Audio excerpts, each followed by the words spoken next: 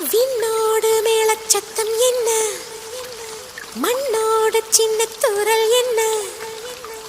எங்கேதான் சென்றாயோ இப்போது வந்தாயோ, சொல்லாமல் வந்தது போல் இல்லாமல் போவாயோ, தப்பாமல் மீண்டும் சந்திப்பாயோ,